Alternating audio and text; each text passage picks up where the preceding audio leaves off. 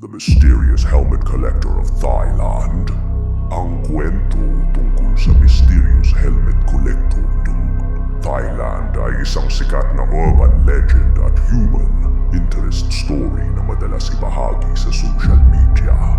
Bagamat parang nakakatakot sa unang tingin, ang katotohanan sa likod nito ay mas malalim at may halong lungkot.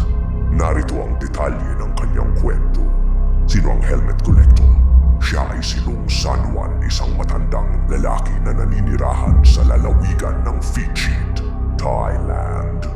Nakilala siya sa buong mundo dahil sa kanyang bahay na literal na nababalot ng libu-libong helmet ng motor. Bakit siya nangungolekta ng helmet? Hindi ito isang simpleng hobby lamang. May dalawang pangunahing aspeto ang kanyang pangungolekta. Paalala sa kaligtasan, nagsimula siyang mangolekta ng mga helmet na napulot niya sa kalsada o sa mga pinangyarihan ng aksidente. Ang kanyang layunin ay magsilbing biswal na babala sa mga motorista. Kapag nakikita ng mga tao ang libu-libong helmet, naaalala nila ang panganib ng hindi pagsusuot nito at ang dami ng buhay na posibleng nawala o nasugatan. Ang trahedya, sinasabing naging masigasig siya sa gawain nito matapos ang isang personal na tragedya.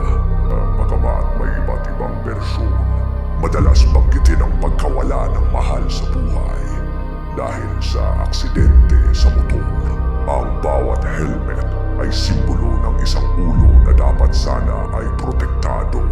Ang kanyang bahay, ang kanyang tahanan ay naging isang tila sining nagawa sa basura art installation. Ang mga helmet ay nakapako sa bakod, nakasabing sa mga puno at nakatambak sa paligid ng kanyang bakuran. Dahil sa dami ng helmet, binansagan siyang The Helmet Man, ang kahulugan sa likod ng misteryo.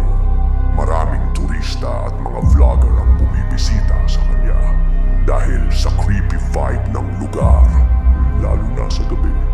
Ngunit para kay Long San Juan, ito ay isang adhikaing panlipunan. Gusto ko lang na lumingon ang mga tao at mag-isip bago sila sumakay ng motor. Ang mensaheng nais niyang iparating sa kasamang palad